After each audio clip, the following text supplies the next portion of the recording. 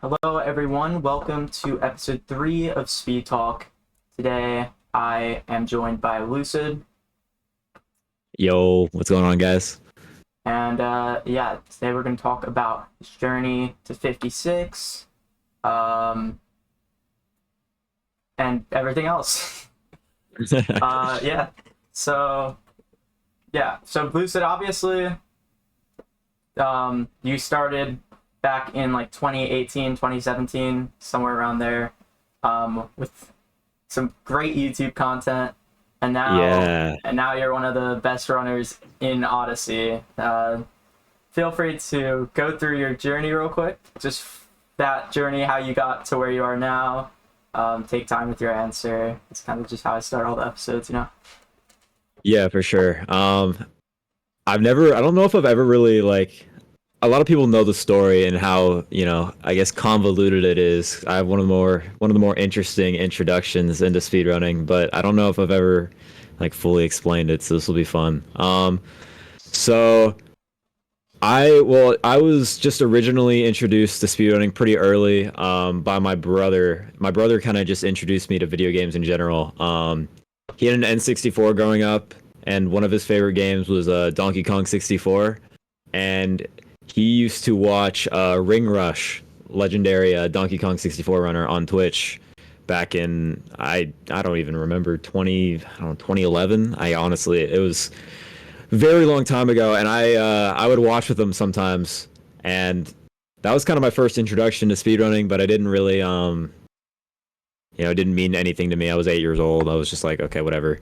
I didn't really care about Donkey Kong 64 that much. But wouldn't actually speedrun at all until I want to say maybe 2015, when I saw a run on YouTube by Narcissa Wright, actually, one of my favorite games, Super Monkey Ball.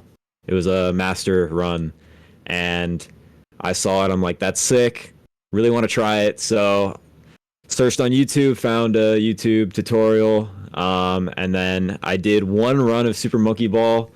Got like a 28-minute expert time. Really, really garbage. Not a good run. And then I just never really did it again. So I don't know. I just never got back around to it. So I'm thinking, all right, whatever, just a one-off thing.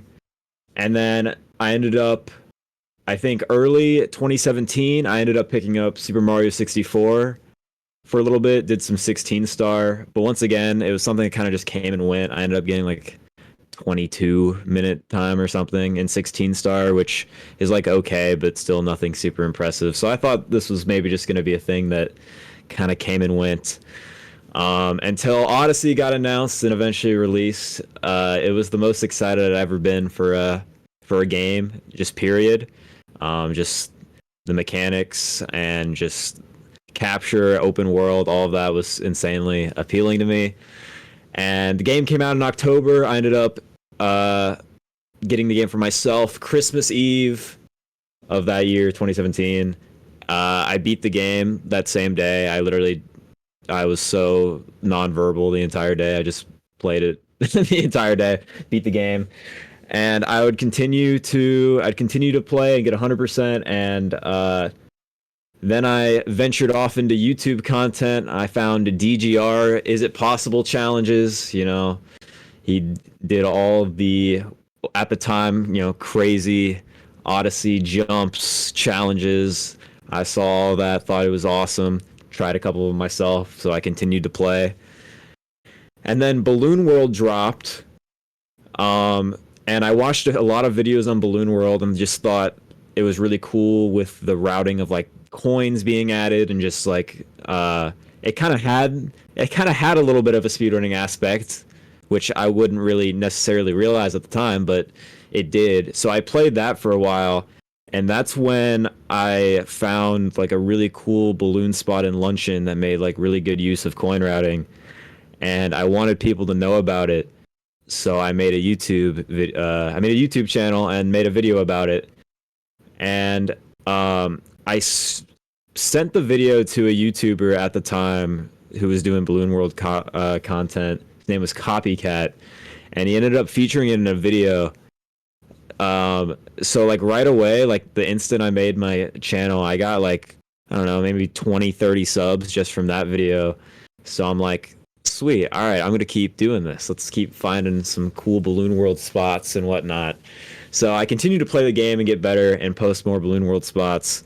And then at the same time, from the offspring of DGR, I found Fearsome Fire, and ended up getting obsessed with his content, which, you know, we'll play back into everything later. But I think around March of 2018, I saw a any% Odyssey run from, I want to say it was either Samu or Valu. I want to say it was Samu, Samurai Man. And since I had already had exposure to the game, I'm like, I definitely want to speedrun this. It looks awesome. So I watched some like super old, I think it was a super old Samurai Man tutorial on the game. Just like super long uncut video just explaining the game. So I ended up getting into speedrunning Odyssey through that. Obviously, you know, first starting out, my time wasn't very good. I think my first run was a 146 or something. But it was like a fun thing to do on the side while I worked on videos.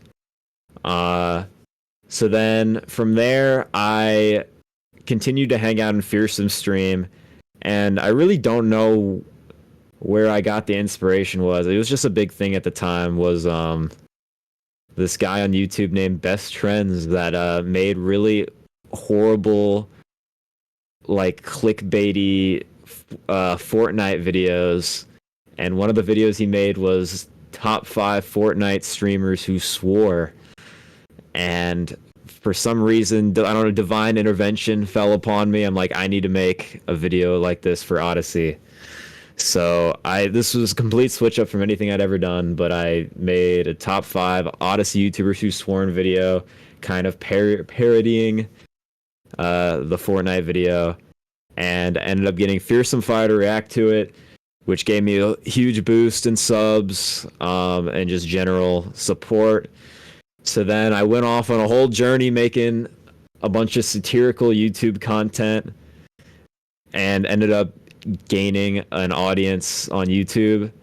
So, and during this time I was still speedrunning Odyssey. So eventually in around like May or June of 2018, I'm like, okay, I have an audience and I like speedrunning the game, so I'm going to start streaming.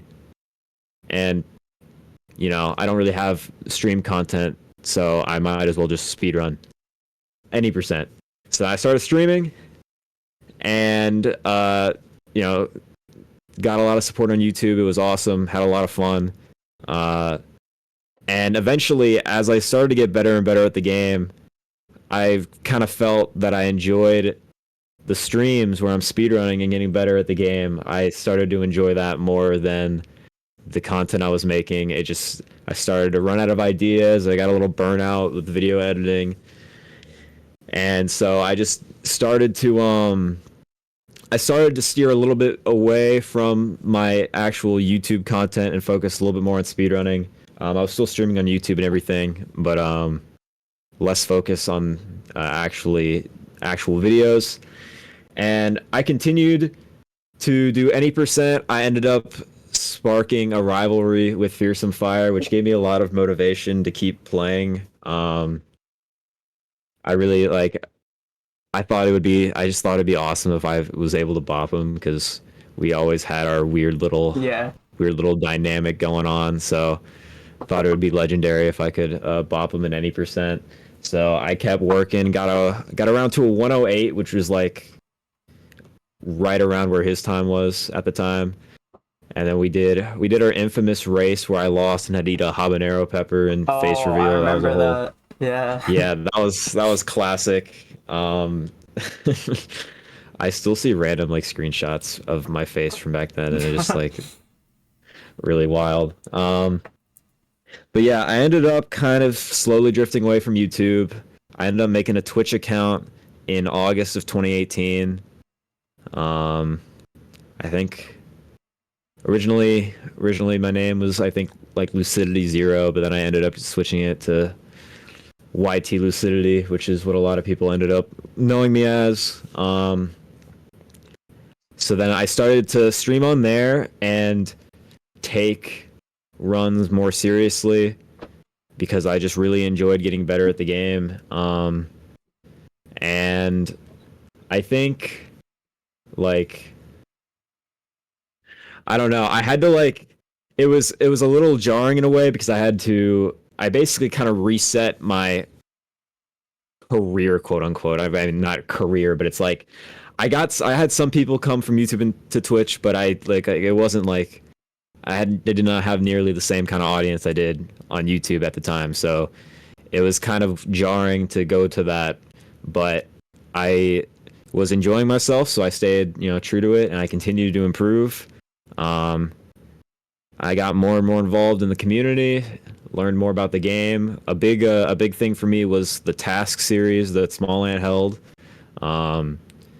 which were series of small little weekly events where it'd be in a kingdom. You'd have to complete like a certain set of objectives in the fastest time possible, and the results would get posted every week. And I learned a lot of game skill from that, and just like game knowledge that I didn't have prior. So that translated really well into any percent runs, and so I just continued to grind my time out, and eventually it got to the point where that's basically all I was doing is just any percent. I was so dedicated to it, and time just went down. I was breaking a minute barrier a month essentially, until around, I don't know, I think the first PB that I remember being like, no way, I can't believe I got this, was like my 101 back in, I want to say March 2018, because it was right around 101, I think 101.56 or something. I can't remember the exact time. That was the last time I got before 1.3 dropped, which obviously changed the run and made everything a little faster. So I got 101, and I was like, I can't believe that I even got this time. It was like top 20 in the world at the time, and it was crazy watching the shift from people being like, "Yo, you're the YouTube best trend swearer guy," to being like, "Yo, you're sick at speedrunning Odyssey." Like, it was a really crazy shift, and it was awesome. Was your 101 on what version was that on? Did you have 1.0 or no? Yeah, I did. I downgraded to 1.0. I think when I had like a 108, I'm not playing around.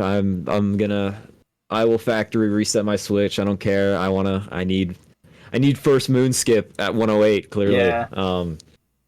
But yeah, so the 101 was on 1.0. That was my last 1.0 PB, and then 1.3 came around, and then I ended up getting, I want to say like a 101.18 or something, which was my first top 10 time, and that had me absolutely floored. That was crazy.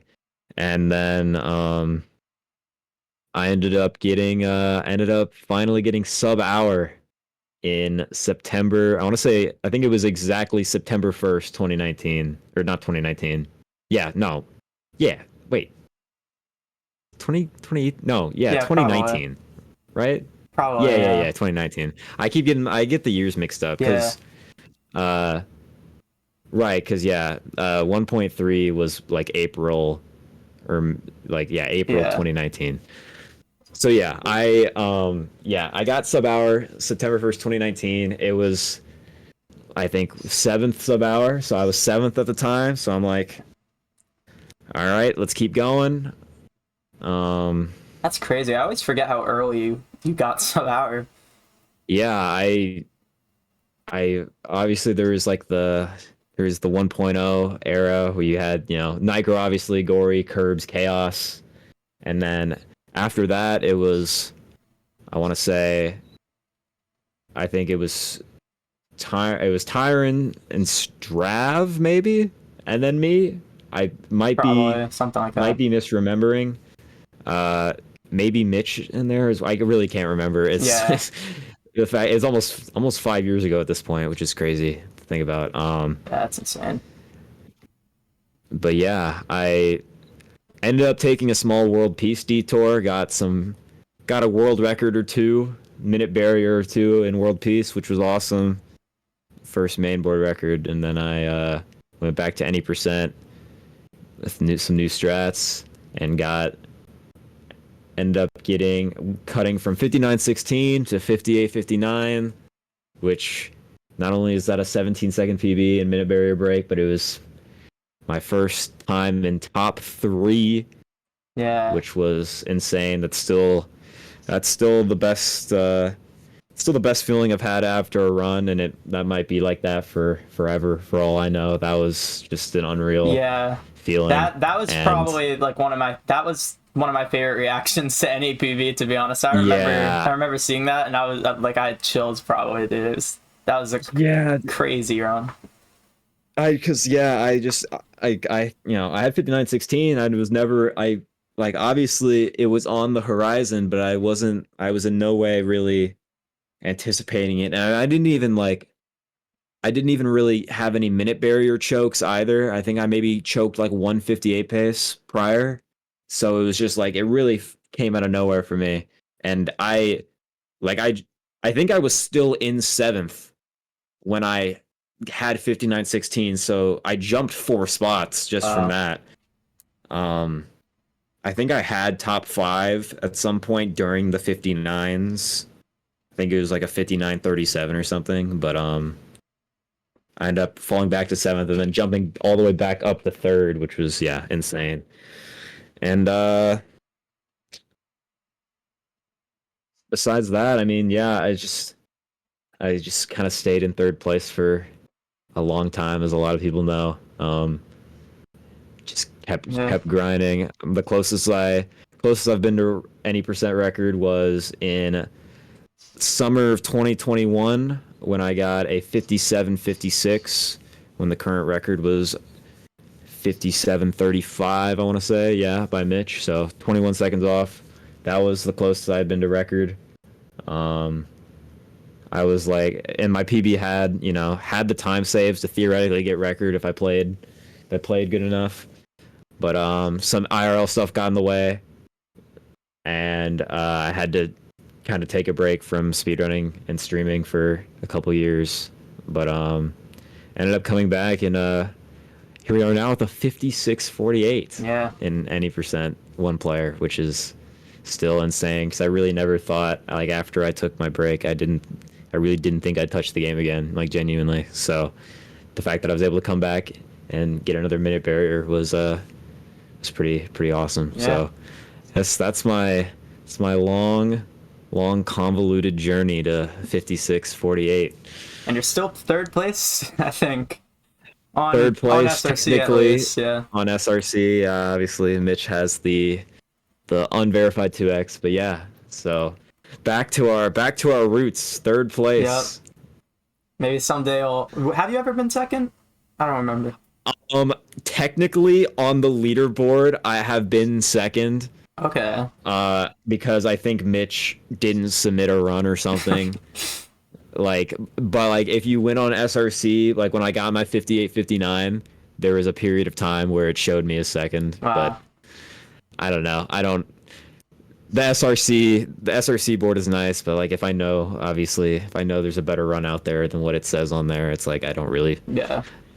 I consider myself 4th in Odyssey any% as it currently stands, just because I don't think Mitch. Yeah. I believe Mitch's run. Obviously, you can't verify it, but such a Mitch thing to happen too. Yeah, for real. So yes, by technicality, I have been 2nd in Super Mario Odyssey any%. Yes. Maybe if Tyrone stops playing someday, then record will happen someday. Who knows? Early, yeah. That guy probably won't. Tyrone's crazy. That guy is something else, man. That guy is something else. Yeah, Tyrone is just insane. The fact that he's almost had every different 56 too, like his consistency is just nuts. He has like 156s or something. Yeah, it's really it's been super insane, because I started to talk to Tyron around when he had, I think, like 100. Like he was a top runner, but like he wasn't like, you know, he wasn't anywhere near where he is now. So I started to talk to him then, and then we were talking like pretty regularly when he ended up getting his first record. But then like as I got closer to him, I got to like, you know, got to like watch him. Got to watch him play more and more, and just realize, yeah, that guy is that guy is just different, man.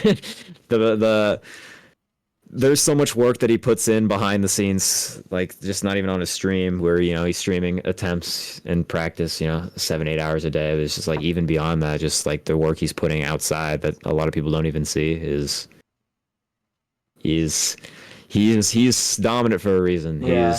He's an incredible player. Yeah, I can definitely imagine him putting in all that work, because especially over the last year, I've become much closer friends with like Buster, and Buster's kind of the same way. Like even when he's not streaming on VCs, he's always like practicing like wooded clips or something else.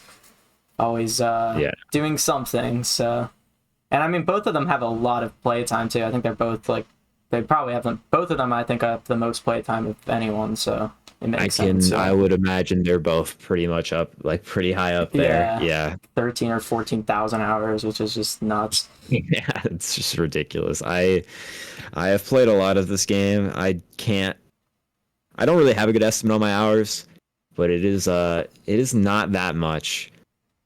I don't know, due to my 2-year break, like it's definitely nowhere near that, but I would say anywhere from like 9 to 10K is probably where I'm at with that. I think I'm like around 6 to 7K, which is a lot more than I wish I had, because I don't know what. It's a lot more. These numbers are about 6 to 7 to 9 to 10,000 more than probably anyone should have. But you know, we're here. We made something out of it, so. I don't even know what I did with half of those hours, because I feel like only half of them have actually been getting good. So back in 2018, 2019, I was just fucking around the game like constantly, pretty much just playing or doing nothing, I guess. I don't really know. That's the appeal to the game. It's like even when you're not even actually speedrunning or like even like just doing anything like specific within the game, it's just so fun to just move Mario. That's where a lot of the improvement that like people, I feel like, don't even sometimes understand, is just like a lot of people just in general, like I think newer speedrunners as a whole, at least for like platformers, which is, you know, where my experience lies, Mario, 3D Mario, just it's a lot of focus on tricks, and even just like not even just tricks, but like movement that's specific to, you know, the run they're doing even. But I'm a big proponent of just move the guy, man. Just like the amount of comfortability that I've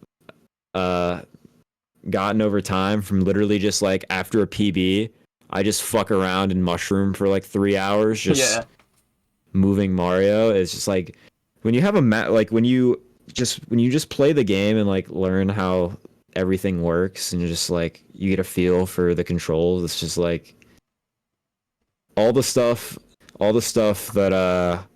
that's in the actual runs becomes a lot easier, and you start to see the little things, which is a very big component of Odyssey, is just like the very small details, like, you know, lines, how fast you're cap bouncing, diving, you know, just like the very, very small stuff that, you know, adds up over time. Like I think that's a lot of where I think it's a big pitfall of newer runners. And I feel like, even if you're just messing, or even if you don't have a particular goal in mind, like when you're playing the game at any like particular moment, just moving the guy, I think is pretty helpful. The movement in Odyssey is just kind of insane. Like if it wasn't as good as it was, people would not still be.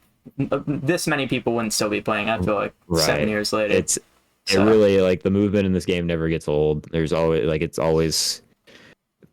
always There's always going to be satisfying movement. It just as the game progresses, it gets more and more Yeah. insane with all the strats that we're doing. I like when I first got into speedrunning this game, I never thought we'd get to the level of optimization we are now. I remember watching the legendary sub-hour race between Nitro, Chaos, and Curbs, like the level that those guys were playing at the time, like especially, and like doing all that and being consistent, like you had to get almost perfect run at the time for sub-hour. Watching that, it was like, this is like the peak. Like I don't think there's any way we get past much farther past this in terms of optimization. And just like, if you look back on those runs now and compare it to any top run now, it's like it's in like trivial in comparison. Like just every fraction of the game is just so optimized now, and it's really cool to see. And it's insanely cool to be a part of, someone that's been there and been a product of the game's progression, I guess. Yeah. I remember when I was going for sub-hour, like this, like really beginning of this year and mostly late last year, just like I would get so mad whenever I watched old gameplay and then people would get sub-hours with like this movement that's just so old. And I'm just like, man, how can I not do this? But it's just because of consistency. Like they just really had to make no mistakes with some of that movement. So the game was insanely consistent at the time, because it was like, I remember, I think Nitro Sob was like, it's like 59 OX, which is like 54 off Sob or whatever, like 5905. So like 54 off Sob, it's been kind of typically standard for Odyssey. But then you realize that he had sub splits, whereas like like 8 splits a kingdom, and you're like, oh, all right, that's wild. Yeah, it's kind of crazy. And then there's also like, I don't know if you were around for the one run, the Chaos run, who obviously Chaos, most consistent runner this game's ever seen. He had that one run where he was like 9 off his sob out of bunnies or something ridiculous. Wow, that's crazy. Like that was just a different time, man. Consistency reigns supreme. Now, obviously, consistency is obviously very important still, but like the game is way more volatile than it was at that time. Until you get to like 56, there's definitely a lot more room for error. Maybe 57. For sure. Right. But how did you become like part of the Chaos Tyrone friend group? Did it kind of naturally come around with skill, or was it something else? I guess. Yeah, so it kind of helped for me, at least, that I had already I had the YouTube stuff go on, and Fearsome Fire, Fearsome Fire was a big YouTuber at that time, and he delved super deep into the speedrunning community before I even did, for this game. He ended up, he had like a time that was like top 40 at one point, like pretty early on in the game's release. So he got pretty into it himself. And so by extension from him, like he was interacting with the community. So a lot of people knew about me already from the YouTube videos. And then from there, like I chatted in a few chats on Twitch for a little bit. But the first chat that I ended up really sticking around in terms of like the top runner was Chaos. Yeah. And he knew who I was, but like obviously that didn't really mean too much. He was just like, I remember, I actually have like a distinct memory of following him randomly, and he saw that I followed, and he was like, is this the fucking guy that makes the YouTube videos? So I'm like, okay, thanks, man. But I would just continue to hang out in Chaos's stream, and be a part of his community at the time. And I don't think, at least at first, like I don't think Chaos or Tyron or like really any of the boys, or at least not Chaos for sure. I don't think they really knew that I was like playing the game and improving at the rate I was, because I remember I remember randomly bringing up like my PB, which was like a 105 at the time in Chaos streaming. He was like, "Yo, you have a 105? What? Since when?" Yeah. So I don't know. I don't really know exactly what started everything. I just continued to chat and Chaos to stream really, and we started to talk more and more. I ended up talking with Tyron, and we ended up being pretty good. We ended up becoming pretty good friends, and he was the person that was like, "Yo, we should add Lucid to the boys or whatever." So because like before I joined the boys or whatever, like I never I obviously chatted and like I talked to like Chaos and I don't know, like Acrid, Stravos, like I was in their stream sometimes talking, but like hadn't actually developed any friendship with any of these guys at this point. But like Tyron, I was pretty close to. So then they ended up inviting me to the boys, and I got in, and then that's really where I like started to become such good friends with those guys. As I would just join VC and hang out, and over time, just friendship developed, and it was really nice because, like, obviously, helped me in the game as well. I got to learn a bunch of things from those guys. So, yeah, there's nothing really crazy behind it. Just I just hung out in their chats, and all of a sudden, we're VCing every day. Yeah. Essentially. It's kind of what happens as soon as you get added to a group chat, everything kind of just changes. I feel like with yeah, really, like community.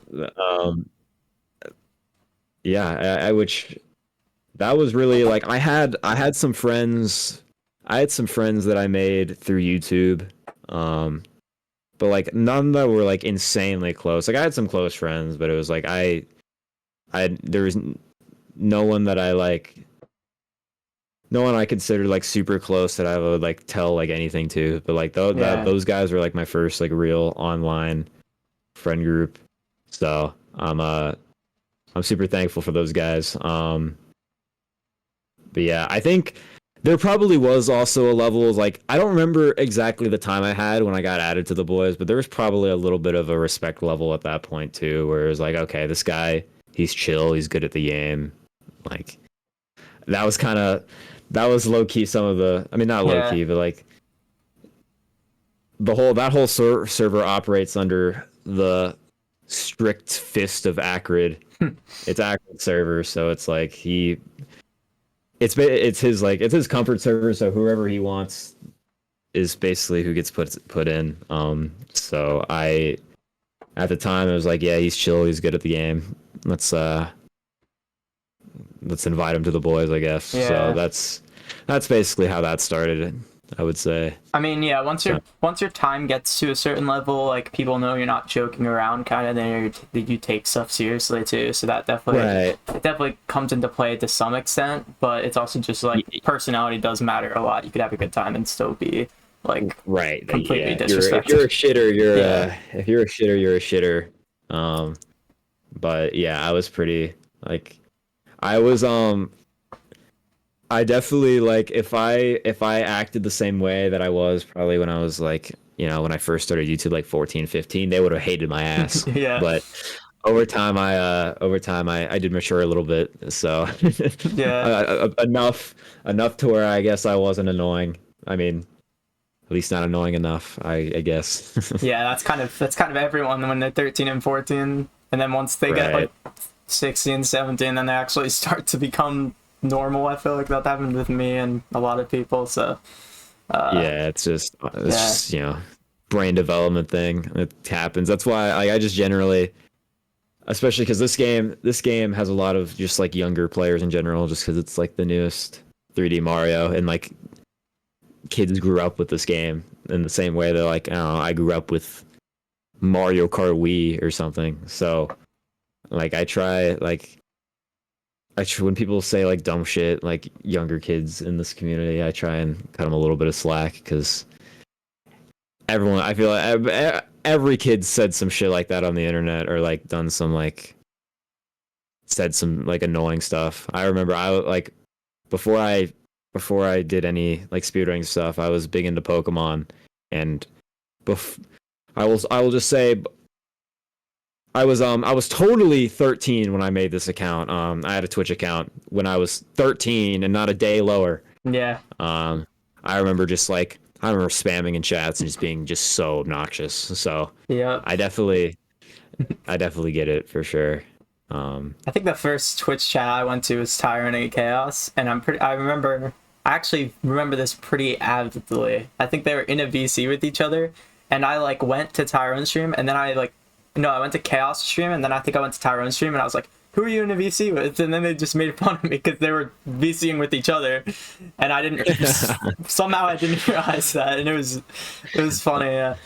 That's funny though. Yeah, that must have been like that's not that. Yeah, it wasn't. I think that was the first time that I got into Twitch, which I think was the late 2019. Because for some reason I did wait till I was 13 to join, which was probably for the best. Yeah, it's there for a reason. Yeah, but I was definitely keeping an eye on the community since like 2018. I think I got the game like pretty much the same time you did, I guess, Christmas 2017. Yeah. So. Yeah, it's definitely been a pretty long time. I just don't use my time in the game as well as a lot of other top runners because I do not have the focus. Yeah. I get it. Yeah.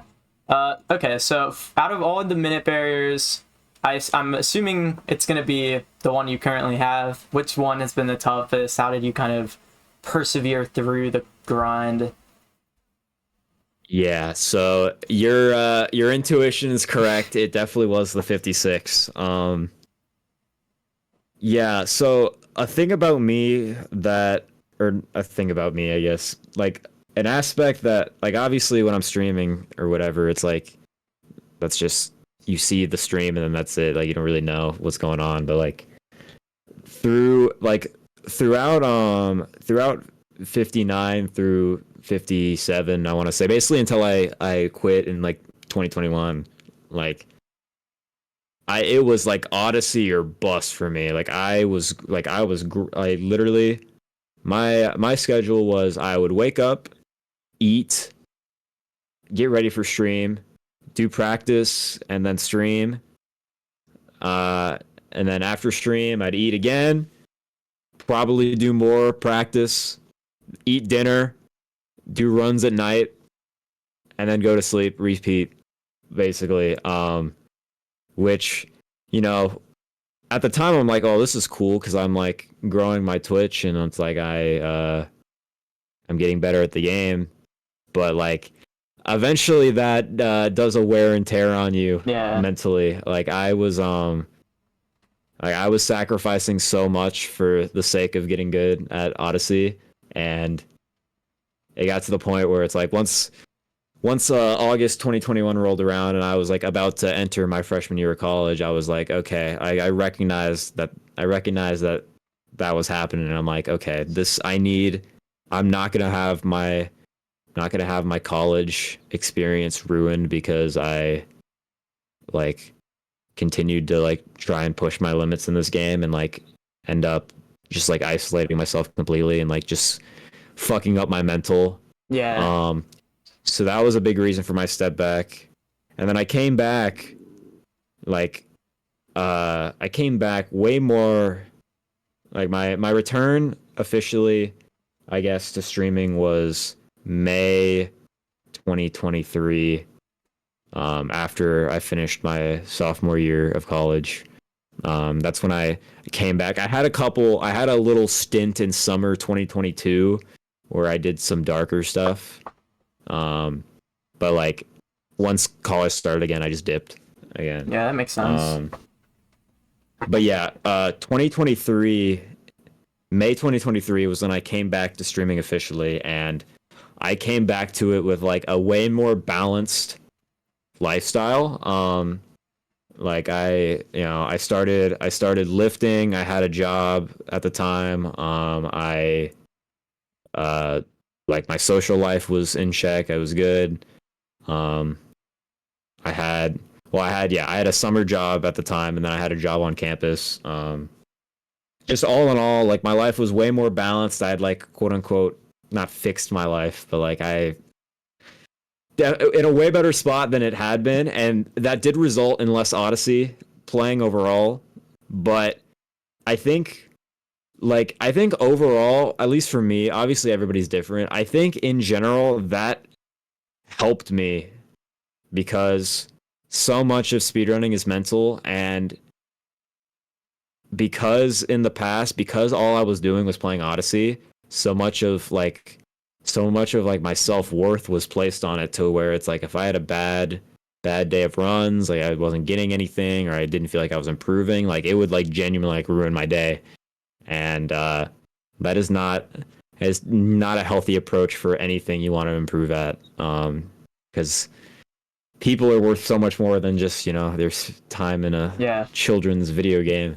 So like it was still important to me to like I still wanted to improve in Odyssey, but coming back to it in 2023 with a refreshed mindset, I think was really big for me.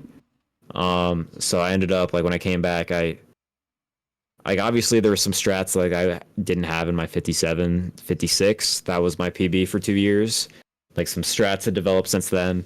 But like I very quickly derusted and got like 57:30 like really fast, which like I jumped all the way back up to top 3 after taking a 2-year break.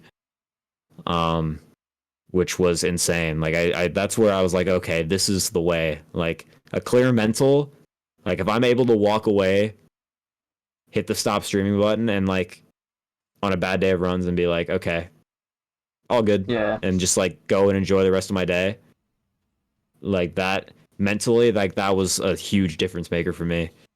But it low key got down to a point, like as I continued to get lower and lower, I got like a 57:23, and that was around when I started adding, like I added all 3 of the Triple clips, the moon clips.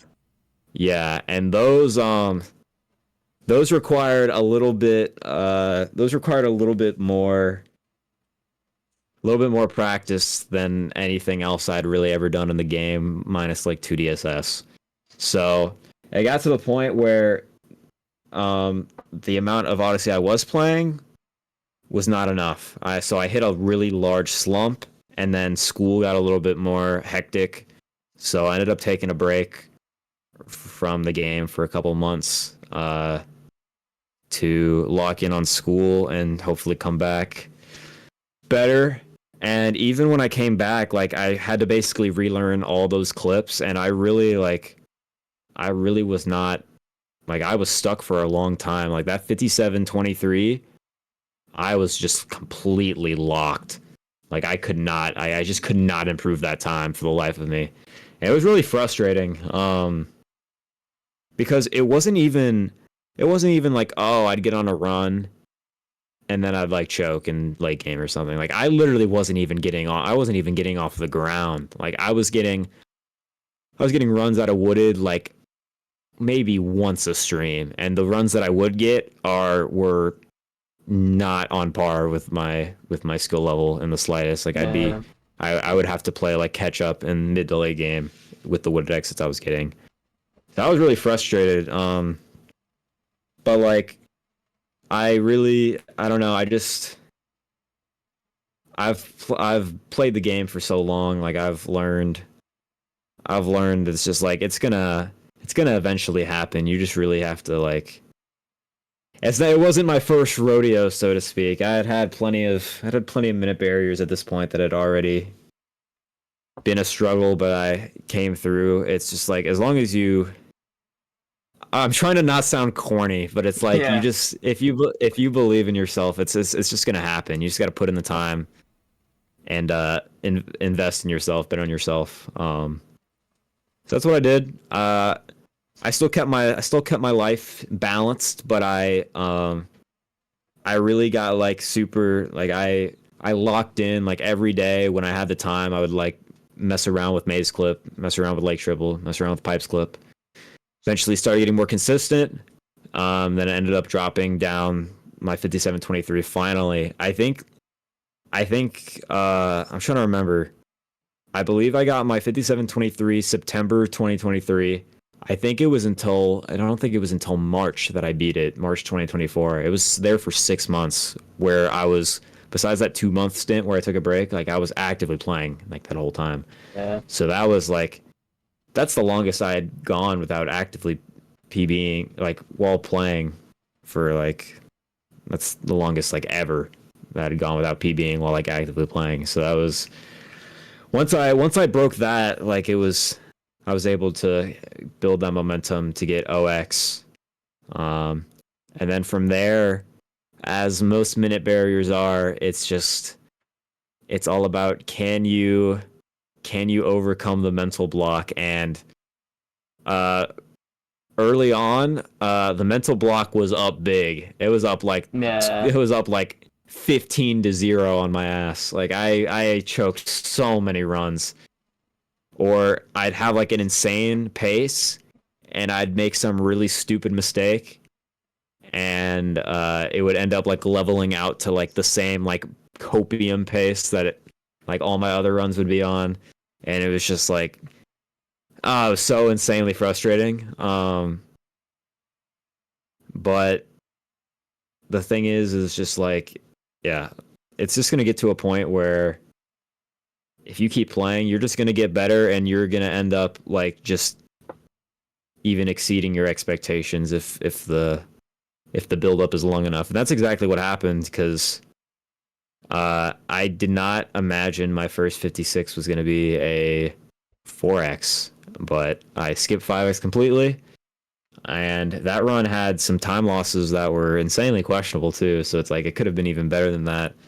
Because I was really like I was really breaking down like every single portion of the game, like getting as optimal as possible. And because I've always been like a proponent of like really fast strats, like speed. Like obviously consistency is important in the game, but I've always been like a speed over consistency player. Yeah, That's same. just kind of how my play style's always been. And you could definitely tell, like, especially when I had that 57.23, like my sob was like 56 OX. Like I was playing like a minute 20 off my sob, like, which is horrible Yeah. for a top level player.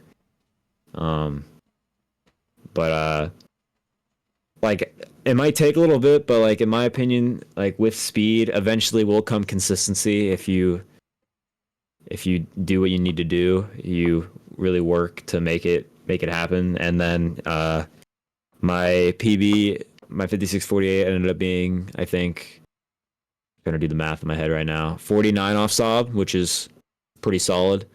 So yeah, I mean, I didn't do anything crazy. Didn't have any special magic trick Yeah. that helped me persevere really for 56. It's just about putting in the work. But also, like I said, I think it's very important, at least for me. Like I said, everybody's different, but I think having life balance really, like it does more for speedrunning than I think some would believe. Because obviously, the less time you're playing the game, the worse you'd think you would play, just because you're not playing as much, obviously. But I think there's a sweet spot for sure where it's like you're not burning yourself out. Your mental is good.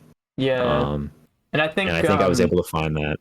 So I do think the speed thing really did show a couple days after your 56. I believe like 2 days later, and you got like the craziest pace like ever seen. Yeah. I remember I forget where it ended, but I remember you were like going into Moon on like 2x pace or something, and earlier it was like 1x pace. Like it was insane. Yeah, that was the most. That was. I mean, obviously, who knows what the future holds, but I feel like I can almost pretty confidently say that was the most insane run I've ever done. At least up to this point. Just everything was on point. I golded I golded. That run had golds in the two hardest kingdoms, Oh Wooded and yeah, Luncheon. I remember that. I believe it also had a third gold somewhere. I don't remember what split. Maybe It like had a third gold. I think it's like Clouder, maybe, or something like It in was the something. middle. It was something I less don't know. significant, something stupid. Yeah. Actually, I want to say it was sand actually, Oh, okay. Oh yeah, you know what? I think it was. because I think the Cascade exit was like whatever, but then I got a gold sand, so I'm like, oh okay, this run's pretty good. And then I got like an insane LWCL where I was like, I think I literally compared to my sob before, because obviously I no wait, it might have been a lake gold actually. No, it was a lake gold. Oh, I okay. remember because I back to back golded Lake Wooded. Oh It yeah. wasn't it wasn't sand, but yeah, because like that Lake Wooded Cloud lost compared to what my sob Lake Wooded Cloud loss was before those golds. Like I played less than a second off sob for that split, like all my golds combined, because I golded Lake and Wooded by I think combined like I don't know like point 0.8 or something, and then I lost about like I don't know a second and a half to Cloud and Lost combined. So like it was absolutely just like batshit crazy. And then the only big time loss in that entire run until the very end was Seaside. I lost like 12 in Seaside, which you know I have some weird relationship with Seaside, man. That split just never fucking works for me. But like typically, it's not supposed to be that hard of a split. So yeah, I ended up my sob was I think I want to say my sob was 55-58 from the golds I got in that run. BBT was 56-27 going into Moon. So I was 29 off my sob, which just completely unlike anything I'd ever done.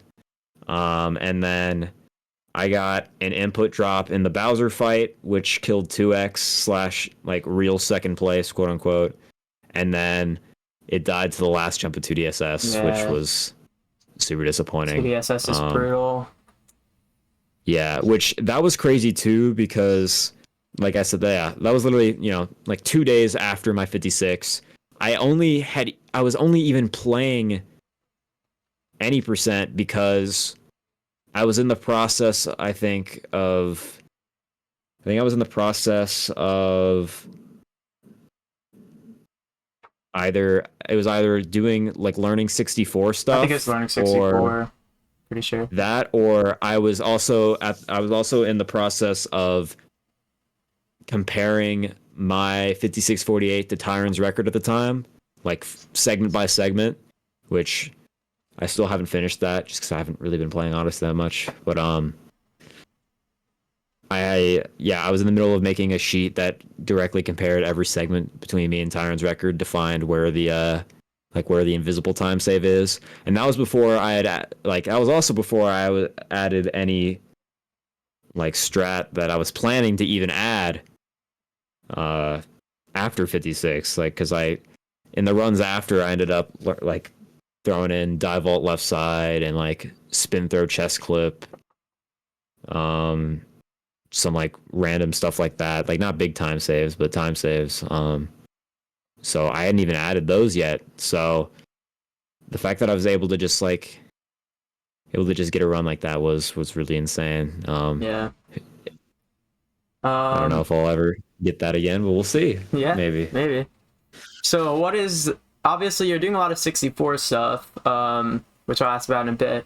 But what is kind of the current goal for SMO? Where do you see yourself going with SMO? What any goals beyond any percent too? Yeah, so I don't know. That's a tough question to answer me right now because the 56 grind did take a lot out of me, and I'm at a point right now where it's like at the current moment I am content with the time I do have. It would be insanely naive for me to say I'm done with any percent. I will likely come back at some point. I'm sure when 55 becomes slightly more realistic, I'll probably go for it and hopefully end up getting it. But just for right now, I'm trying to focus on just what I'm having fun with at the time, because the thing, I grinded Odyssey for so long that I never really, like, I had some small stints with some other speed games, but I never really, like, I have hardly gotten the chance to get better at a new speed game with the perspective of someone that's now has, 6 years of speedrunning experience, 5 years of like top level speedrunning experience under the belt. So that was really refreshing to go into 64 with, and it's shown, because like the improvement I've had in 64 in just such a short period of time has been really, really crazy. So right now the goal is to continue to improve in 64, try and get that time down. I'm gonna switch to console soon and see what I can do in 64 for the time being. But at the same time, though, there's a lot of great stuff in Odyssey right now. Kaizo mod specifically, really, really awesome. I've been playing a lot of that on stream. I'm definitely gonna try and do some speedruns of that. I'm more the super dedicated like grind of any percent. Has just gotten a little bit less appealing to me over time. Especially because I still do have aspirations of like full-time content creation, and just where I'm currently at now, like the process of grinding down my any percent time even lower and lower would not be something that I think at the current moment is worth pursuing. But like I said, I'll definitely come back to any percent at some point. But right now, I'm just trying to focus on just the stuff I'm enjoying right now, which is the Kaizo mod, which I will be doing any percent speedruns of. I'm scared. So I will, like Odyssey, I'll still be nice and fresh on Odyssey. But then also playing 64, trying to get better at that. I do eventually want to be a player that's just like really good at a bunch of Mario games, like 3D Mario. I'd like to pick up, I don't know if I ever will, but like I would like to pick up Sunshine at some point as well. I think it'd be fun. Even though I'm not even the biggest fan of that game, but I think like watching people that are good at it play, like it just looks awesome. Yeah. So maybe even Galaxy games as well. Also Odyssey related, I am in the upcoming bingo tournament. So okay. I still there's still a lot of I still do like Odyssey a lot. Like it's still much within my plans to be playing the game and enjoying it, but just at the current moment, any percent is on the back burner for now. I would also be interested in playing Talkatoo again, potentially, if my record gets beaten, which I don't know if that's I know gonna Mulan happen for too long. is hard at work. Yeah, I know Mulan's hard at work on that, and he'll probably beat it any day now. So I'd potentially be interested in going back to Talkatoo, getting sub 130 if I could. Would obviously take insane luck, but Talkatoo is such a hard category to grind, though. It's just like I didn't even really get to fully experience it. I only actually played it for like a month or so, and most of the times I got that ended up being PBs were just like, that's lucky. be doing like a random race with people, and it would just end up being really like just a really good run. I hardly got to actually deal with the wrath of the Talkatoo grind, but yeah, getting sub 130 would require it would require some wild shit to go down. So yeah, I definitely still have Odyssey in the plans, but any percent, at least for now, is kind of on the back burner while I focus on just improving in 64 because I'm having fun with it, as well as the Kaizo mod, and also just doing more stream/content related stuff that like is tied into speedrunning, but like is more so like, I don't know, event based, I guess, than like actual speedrun itself. Yeah, that leads me into my next questions, because I was about to ask about the content creation. I did see you obviously did the Mario Feud event, which is a great success. Great And success. Nothing went yeah, wrong. no flaws at all. And No, perfect. I haven't watched the video yet, but I do plan to. But I did see you made a stream highlight video of the Mario Feud. Are you planning on doing more videos in that style, more like stream highlights, maybe with Kaiser mod playthrough or something like that in the future? What's the plan there? Yeah, for sure. I think like I said, like I still have aspirations of full-time content creation. So it's like it gets to a point where it's like, all right, like it's not just gonna do itself. I have to actually, you have to actually work for what you want Yeah. in life. So I if that's something I want to pursue, I'm like, okay, we need to take this more seriously. Um so I did upload that stream the Mario Feud highlights video, which was pretty like it was pretty enjoyable to edit. Like it's been a long time since I've had to like for real edit like a long video. So it was nice to even if it's just like kind of chopping up a stream, it was nice to get back to that because it's been a while. But yeah, I'm definitely like the plan is to continue to upload more YouTube content like that. Yeah, I am planning on dropping quite a bit of content on the Kaizo mod just because there's so much there to do. I'll probably make a video just like showcasing like the main game playthrough, probably a darker side video. Uh, if I get some sick Kaizo time or any percent time in Kaizo, I'll maybe something with that as well. And then yeah, I'm just from there. I'm not really sure. I do have a like a longer project in the back that I've been working on for a little bit. For a video, I won't get into too many details, but I've been working on a bit of a history video Ooh. per se. Um, so that will eventually get released when I get around to it. And then from there, I don't really know. I would love to host more events like the Mario Feud one. It's just a matter of like, okay, I gotta think of ideas, Yeah. which is unironically the hardest part. Is literally just like thinking about it. Like the rest takes more work, but just the actual creation of the idea and just like thinking, like, oh, this would be cool. Just getting that spark of inspiration is the hardest part. Um, but yeah, I'll probably continue to do more stuff like stream highlights related, and also just like I don't know if I see or think of some intriguing idea that I can stream and then eventually turn into a video. I'll probably do it. I don't know how many of those ideas are going to pop into my head. Um, because I was always planning. I was planning on making the Mario Feud video, regardless, honestly, of like anything. But like I said, I think I need to give. I think I need to give the content creation outside of just hitting the go live button Yeah. a more honest effort. So I'm Especially gonna try and yeah. especially Sorry, since go ahead.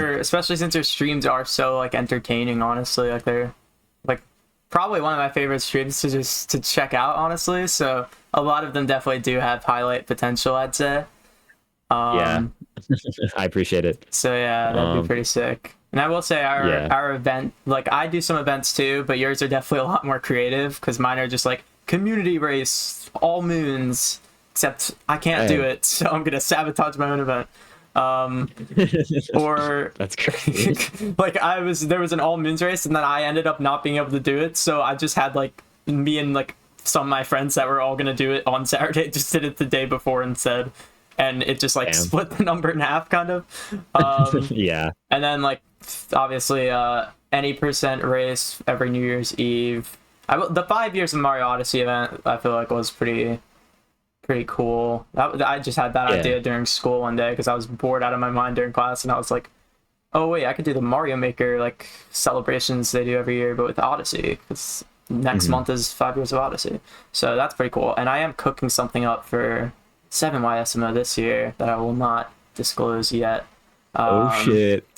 but yeah, like I'm trying to think of. You did a Connect 4 event at one point. 2 Connect 4 2 tourneys. Connect 4 tourneys, okay. And then Mario Feud. Was there anything else that I'm missing? No, those were the Okay. main 2 because I did my first Connect 4 tourney, then I took my streaming break. Then during that short little stint in 2022 where I was streaming and doing Darker Side, I held the second one. And then I took another break or whatever. And then when I came back in 2023, I was honestly like, when I came back in 2023, it was more so about like just me missing speedrunning and not streaming. So like I would stream my attempts for the sake of, having them, and also like I had a community, so it's like I should stream just because of that. Like, but like I really was like not focused on making the stream entertaining or like really trying to make any content out of it. I just wanted to literally get better at Odyssey again. Yeah. But I've like now that my life has seen a little bit more balance, like I've like refound that streaming passion and like content creation passion. Because before, when it was like all that I was doing and I was so stressed about the numbers and stuff, like it made it like a very miserable experience for me. But like now I can worry about the numbers, and if the numbers aren't great, it's like, well, all right, that's fine. It's not like we move and continue to try and improve. So yeah, those are the main 3 events I've done. But yeah, your events, like obviously they're not even necessarily like content geared, but like events like those are still like insanely important and like cool that they exist. Anything that can like bring like the community together in any way, shape, or form, I think is really a really good thing. So like those events are definitely like insanely important. So I'm glad you put them on. And thank you for the kind words as well about the stream. So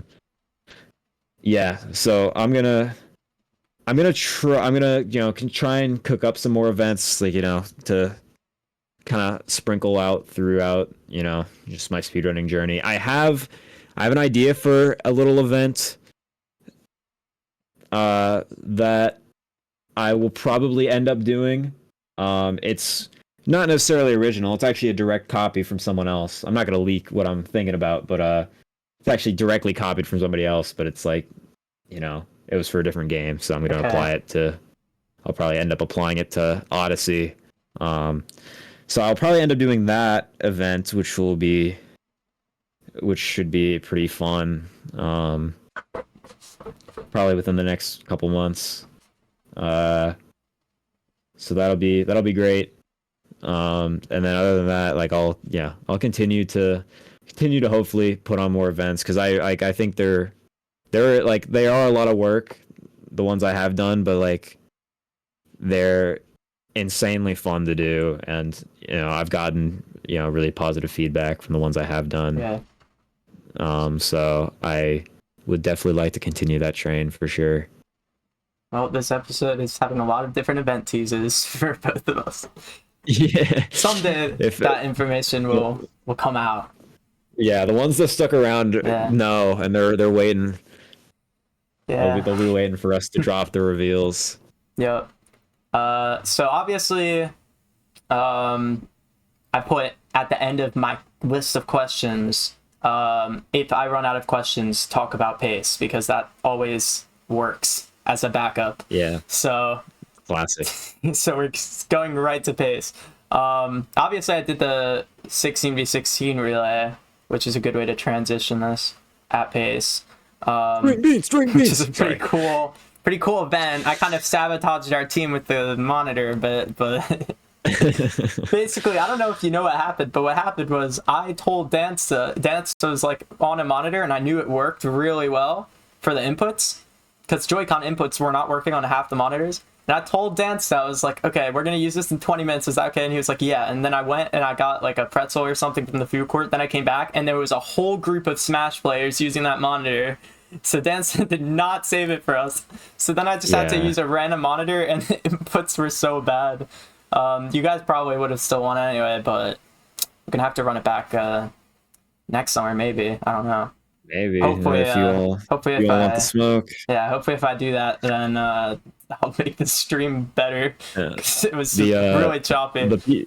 The people aren't talking enough about my 5:52 luncheon in that relay. Oh wow, I didn't even realize that. That's crazy. On very high camera sensitivity. Yeah, I mean, I think, which is not how I play. I had to like practice beforehand. I think Eek's luncheon got a bit more attention. I think he got like a 9-minute luncheon or something. Yeah, I heard the reactions. Yeah, and I'm like, all right, we're chilling. That was pretty brutal.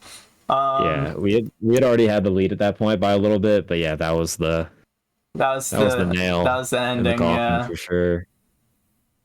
Yeah, definitely. That was pretty fun though. And then obviously, I remember at one point during pace, you got that one pacer. I think this was before your 56 by a bit. Yeah, it was. I think you were on. Yeah, it's pretty cool. That was like infinitely more stressful than like any other pace I'd ever had. Like it was more stressful than being on the stage for the actual Any% like live event. Like I just, I was on, I had like 56 4x BPT in Ruined, and I had basically just like every Odyssey runner who was at the venue at the time just huddled around my little monitor at the front of the venue. Like obviously, I'm on a pace on stream or whatever. The pace pals will come in. Oh, good luck, whatever. But it's a whole different story when the pace pals are standing right behind you, mere inches behind you, and you can like just feel their presence and their aura like watching over you. So yeah, that was super stressful, but like it was insanely cool because I was just doing runs to prep for the LTA. Obviously there's no intention on getting on a 56 pace. Yeah, and then suddenly everyone starts waddling towards you to watch your run. And then you like I made a mistake, like I bonked in the second island of Bowser's. They're like, no. I'm like, shit. This is the pressure is like so immense. It's like if all of your viewers just crawled into your room or something and just watched you play. Right. It was honestly a really good representation of like what like a stream is like. It's like imagine like you just gathered. Like it honestly puts into perspective like viewership, because it's like say I have like 40 viewers like in my stream. It's like maybe it doesn't feel like that much. Like there's I've had more viewers than that plenty of times before, but it's like even if you take 40 viewers and you just put them in a room, like you put them in like that scenario, like I probably have like 15 20 people huddled around me during that run, during that pace. And that was crazy. So it's like imagine you just take 40 people and just like put them in a room with me in front playing Odyssey. It's like that. Honestly, it puts a lot into perspective. Yeah. But yeah, I ended up getting another run too that was actually even better, but then that one died earlier. Ended up dying to ICC. I think that was the next day. Yeah. I don't think I saw that one, but that's interesting. Yeah, that was I think the day before the LTA. I got that one, and then I was surprised that you didn't PB during the LTA after that. I was like, okay, someone's gonna PB, but unfortunately, I was shocked no one PB'd actually, but I think that atmosphere is just so different. Yeah, for sure.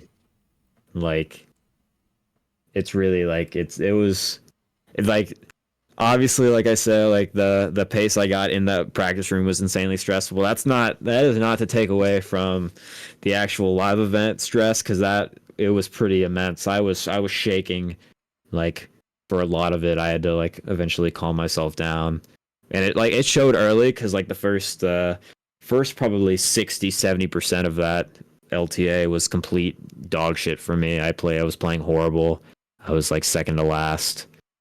Like had like a mid 58 or something, just like really was not playing to the level I wanted to, but was able to lock in and ended up getting 257s in the LTA, which was great. I think it was also really funny. Oh, sorry, go ahead. I think I remember one of them, I think, was to the end of one of my commentary blocks, so that was pretty cool too. Yeah. Yeah, one was probably without about like 2 hours left, and then one was my final run of the event in Oh, overtime. that's right. But but yeah, it was also really funny when I got on that pace in the practice room because they pinged on pace in the Odyssey Discord server, except there Yeah. was no stream to watch. They just took a picture of me like next to the ruined Yeah. dragon. That was Yeah. I wish so bad that I actually clutched that. That would have been That would have been that really would have been cool. one of the most electric things of all time is if I got 56 Yeah. in the practice room or even on stage. Like on stage actually would have been way even better, but Yeah. just either way, if I would have gotten some kind of PB at the event, it would have been awesome. I would have popped off so hard. Like I would Yeah. have, especially if it was on stage, I would have like literally just I would have just like ran On around the venue like a stage, dumbass. 56 would have been insane. People like the Odyssey community, I think, is like people get really excited for other people's PBs. That's the case with every Yeah. community, but Odyssey, I definitely noticed that. I feel like if you got 56, everyone sitting down would have just ran up like onto the stage. Probably. No, I might have been absolutely bad. believe that. The crowd support for Odyssey during Pace was super Yeah. awesome. So that yeah, if anyone would have been able to PB, I would have joined them. If I was on a run, I'm resetting. I'm joining Yeah. the dog pile. If anyone were to get like a sick time, It was really funny unfortunately, it too. didn't happen, but I remember I was sitting next to Dansta, and I think someone was like about to do ICC, and me and Dansta were like plotting. We were like, okay, guys, if he gets ICC, we all do one clap. And then I was like, okay, and then if he gets Snowdram, we all go insane. and then that just became a trend for the whole LTA, and it was really funny because people, whenever anyone got Snowdram, we all just went like fucking crazy. It was really yeah, funny. it was great too. I'm glad, like, because the thing is like, well, like you all go crazy after Snowdram, but like even like during the setup, you guys would like the audience would be like, oh, Yeah, that's the best part. And it genuinely made a couple of people like fuck up Snowdram, Yes. which like it was fine because none of the run like you all never did it like on some crazy pace that anybody had, which was that's good. That's Yeah, good definitely. awareness because that would have been kind of rough. But yeah, and I like the suspense made people mess up Snowdram, which is really funny. It was super fun because like obviously I couldn't be a part of the audience during my segment, but it was super fun being a part of the audience during your darker side race, being Yeah. there, getting to pop off super loud at you skip. That was the best moment of like my Odyssey journey. Honestly, that was awesome. Yeah. Especially I following remember- that immediately with the water roll premiere. That was like Yeah. best night like ever. That was just sick. Yeah, that was electric. I remember watching back the stream to hear the audience like during that part, and you can like Yeah. you can like there's like this like all the yelling and like cheering and stuff, and at the very end you can hear me go, yeah! I forget whose you skip it was. I think it was yours. Yeah. It was probably yours because you did spin throw. That answers a question I've had for a while. I was always wondering who that was. Honestly, I'm assuming the person who's like, "Let's go Zach 207." I'm assuming that was like Rockin' or Anto. I think they were kind of going crazy, probably. Yeah, everybody Yeah. was, but yeah, I was the culprit. I'm the one that went at the very end. That was me. That's good to know. I always saw as Rockin', but No, it was cool, me. yeah. I get rowdy for spin throw you skip. yeah, that was sick though. The build up was insane, and then I really loved that me and Autumn's like little thing there, where Autumn was like, "I'll give you $20 if you spin throw you skip," and then I practiced spin throw you skip for an hour. I really loved that the fact I did that like allowed for every other contestant to have equally as big of a pop off whenever they did regular you skip. Like that was Yeah, I know that was Duckable's like favorite part of her run because that was like one of the only parts, sadly, that people like kind of went crazy for Duckable, since obviously she Yeah. couldn't practice a lot. So it's really cool that I got to kind of start that trend, I guess, for all yeah, that runners. was that was great. That was an awesome showcase for sure. Yeah, that was a sick night. And the water roll premiere was also like really awesome. You guys need to do that Yeah, again. that was something else. Yeah.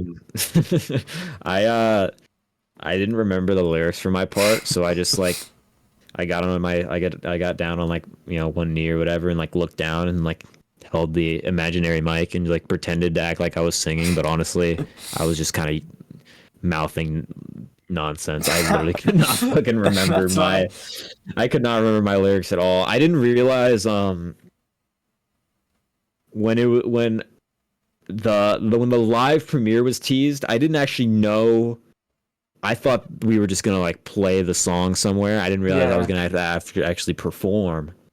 Um, so when I found that out, I'm like, oh, I'm fucked. Yeah. I mean, you Um, can see in the video, you stand there for most of it. Rocket and Anto are just jumping around the place, running around. It was so funny. yeah, I was not ready for that. I was tired. It had been a long day. I'd met Yeah. a bunch of people. I had the LTA the next morning. I had to wake up early for it. So I'm like, Yeah. I'll I'll do my part and get a little bit into it. I can't jump around right now. Yeah. But Their energy we're was kind of through the roof. It's a little insane. yeah, they're electric. Yeah. They're much better performers than I could ever be. So I let Yeah. the experts do it. I mean, Let the it's experts good take that care of it. they had the speaker. I mean, to be honest, I barely heard any of the song I was about in to the say moment. Yeah, like I could hardly even hear it, and I was yeah. right next to it. I So think like one of the only lines I caught was the Antos line with VGR and Buster, and then I ate a sandwich, which is just like really that was like the best part. That yeah, I mean Anto went crazy. That was a good line. that was a bar. That was Yeah, a bar for sure. yeah, definitely. Um. Anyway, what is the next pace for you? Next summer, maybe potentially. I I'd be would guessing. really like to attend like that.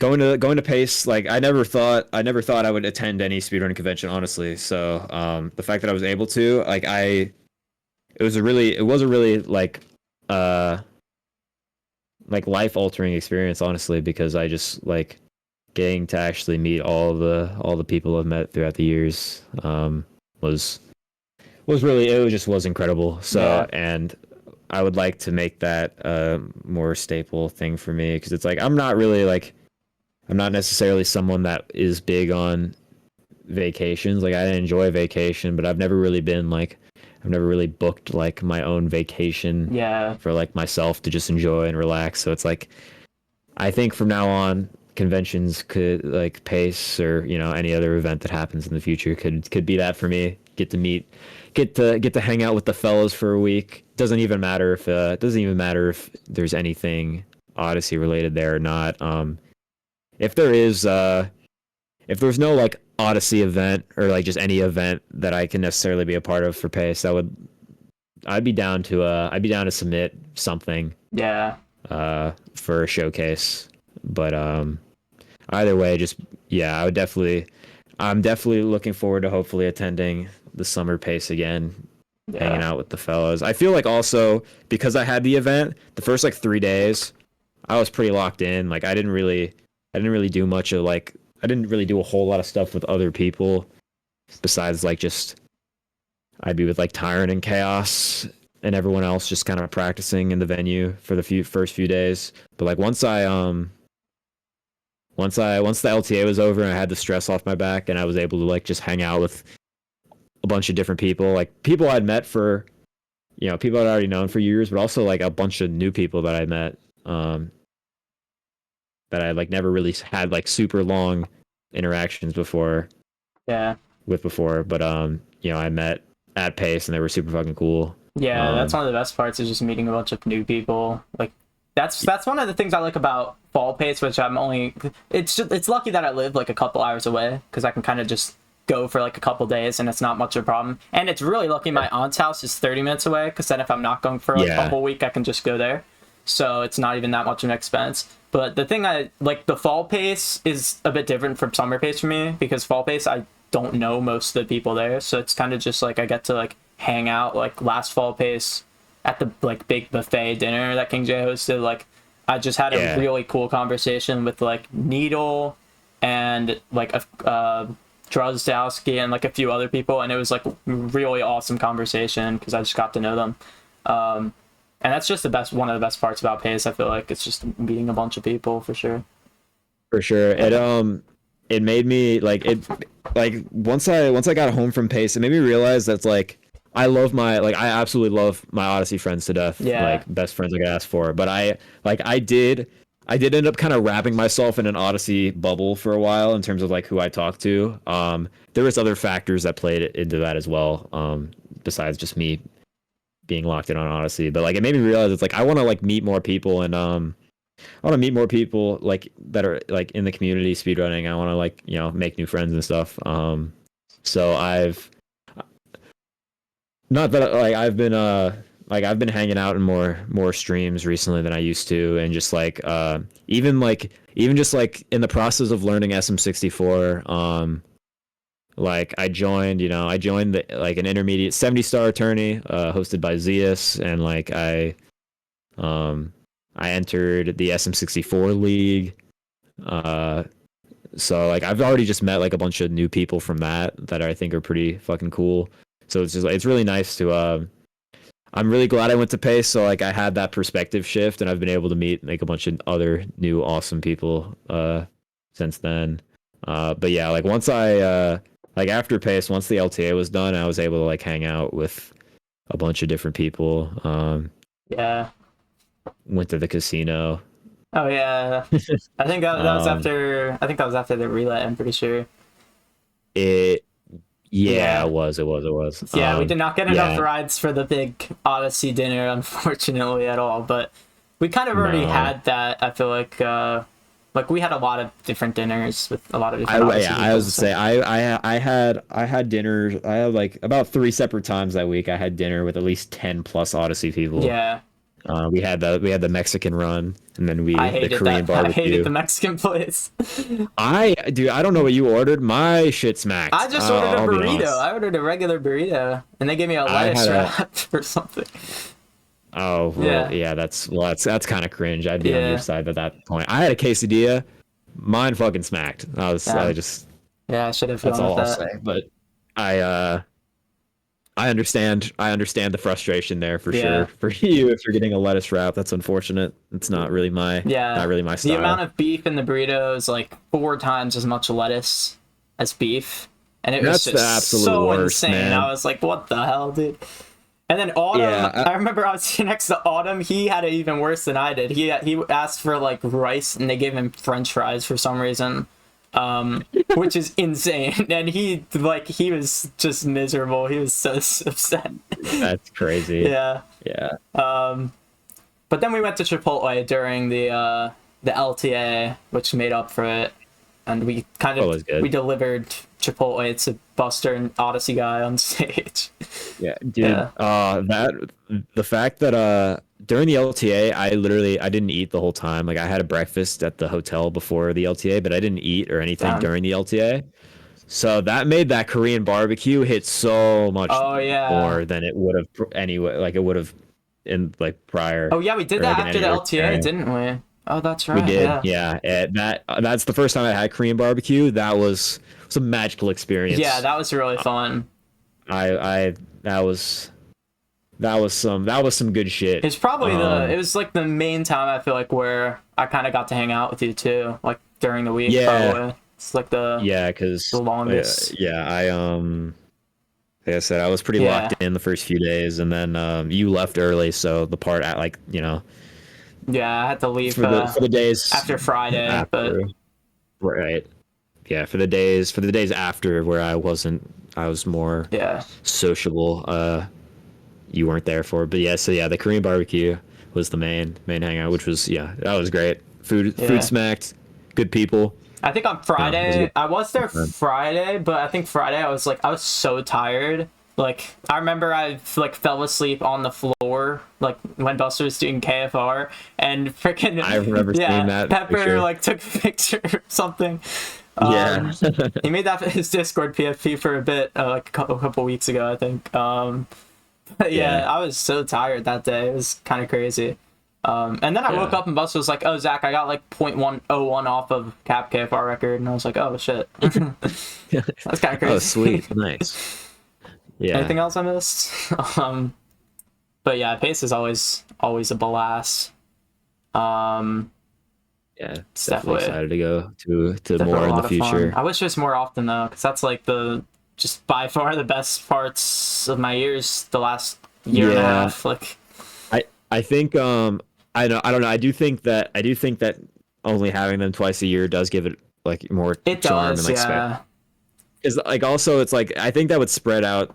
I think that would spread out everybody pretty thin as well. Because it's like if you're having them so frequently, it's like it is a lot of money to attend. So Yeah. you'd probably be having people go sometimes without another time. I think it would just like I think it's good. I think where it's at is really good, and it's still like it's still in its kind of early stages. Like the summer's turnout was like the biggest it's had, right? So I think it'll only continue to grow, have more people attend, and I think it'll only get better and better, honestly. Yeah, So I'm glad so I'm super many. excited to see what happens with that. Yeah, I'm glad so many Odyssey runners attended this pace because I feel like a lot of them are just gonna come back every summer now, which is sick. Like last summer, 2023, Yeah. I kind of thought that would be like the most Odyssey runners that I'd ever see at a pace because there was like 04, BP, Gannon, and Hey there doing their darker run, and then like a couple other ones. And then this summer there was like 6 times as many people, and it was it was Odyssey takeover. Yeah, it was kind of overwhelming, especially when like Tyrone arrived, and I was just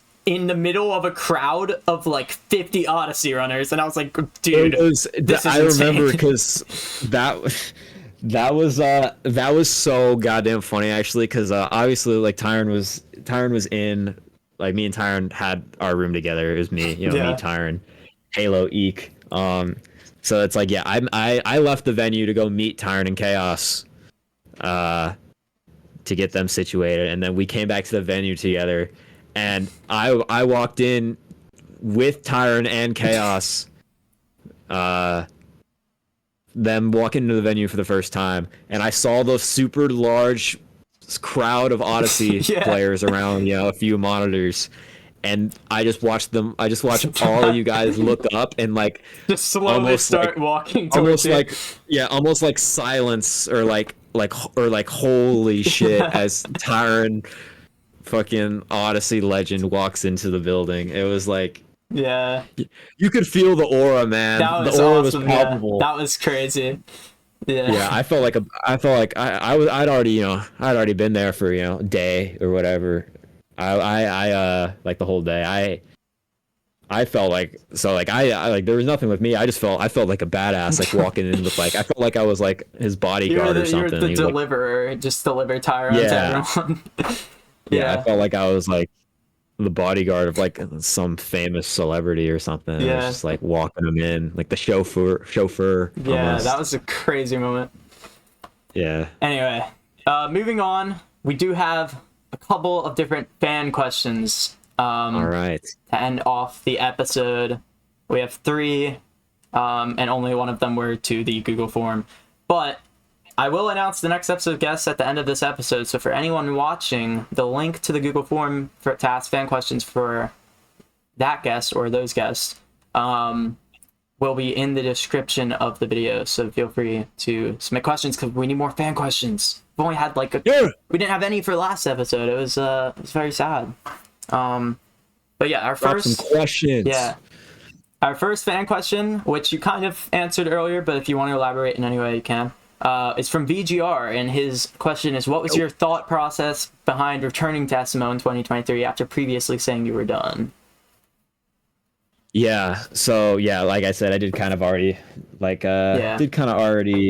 brush over this a little bit, but it's like when I did quit Odyssey and streaming in 2021, the passion, I can't remember what I said. Like I made some whole ass twiddle-onger about it. I can't remember what I said, but it's like it was never about the stream. It was never about streaming and speedrunning. It was never that I lost the passion because I still wanted to do it. I just was trying to think rationally and maturely about where I was in life at the time, heading into college. And I'm like, okay, like college is a really big time of my life. I don't want to spend it in my room playing Mario all day. So that was, the reason I took a break, and I was able to that break, turned out to, I think, be a good thing for me overall. Like I said, like I was able to find a pretty nice life balance after stepping away from Odyssey for a bit. But so once I was able to do that, and I underwent like a whole bunch of changes in my life throughout like August 2021 to like when I returned to streaming in like 2023. I a lot of stuff going on. I had a lot of life changes. I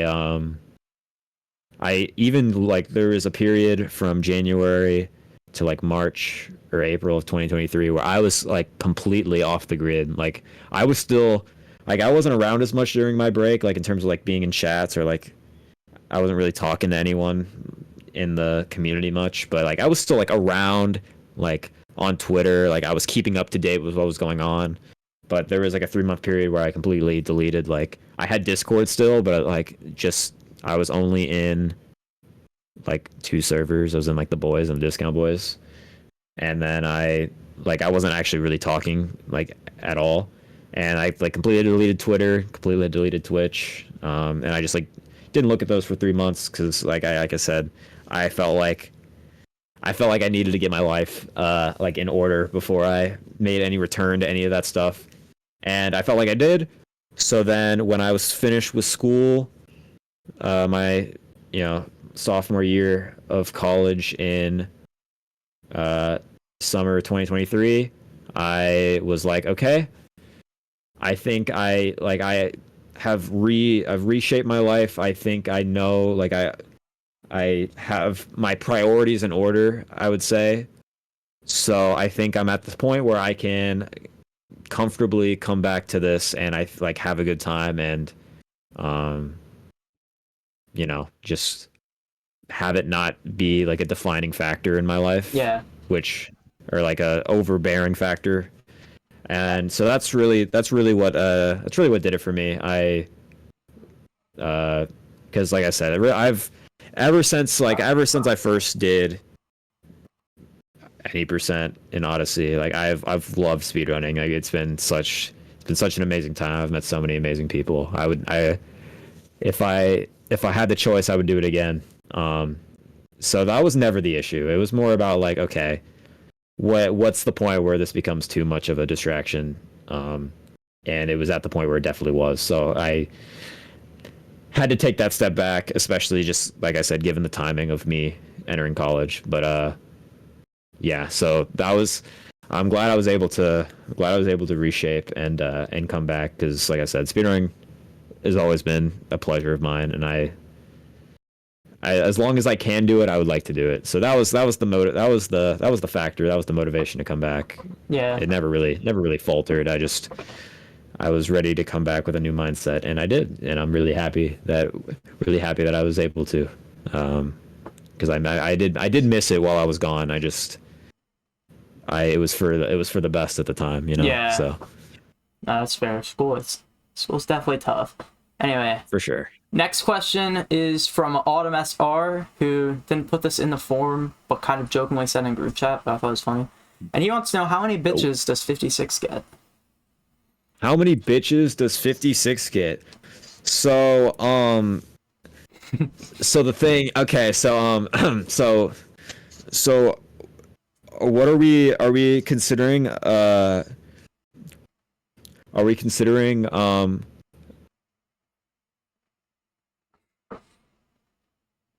like fumbling, are we considering fumbling talking stages? Because like if that's the case, then like I've gotten so many bitches. All right. So many bitches, if we're not counting that, still probably about like 5,000. All right, that's pretty good. Yeah, it's like, I mean, it's light. If I had 55, I'd probably get like way more, but it's like, yeah, sometimes it gets overwhelming because like you're trying to text bitch 2,863, but then like bitch 4,874 keeps calling you, and it's like super fucking frustrating. Yeah. Because it's just like, I don't like, you're probably like bitch 4,874 is probably ranked like in the mid 3,000s, so it's like I'm really not even trying to hear from her, but like Yeah. She keeps calling me and it's just like really needy, so it's like really annoying. But yeah, it gets you a fair amount. You know, Yeah, for girls sure.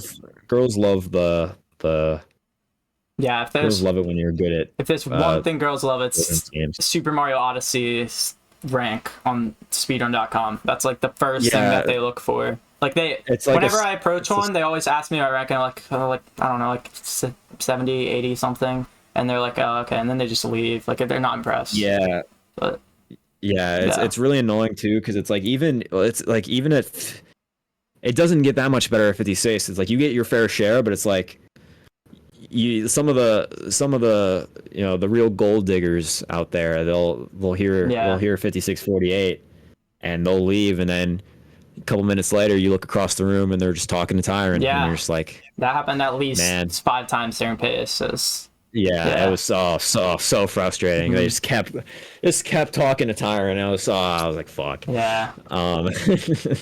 But yeah, it's like a status thing. It's like, what are your life goals? How much money do you have? What's your any percent time? So Yeah. in that, those Those are the they're big all 3 questions for sure. big 3 questions that I get asked by women of interest.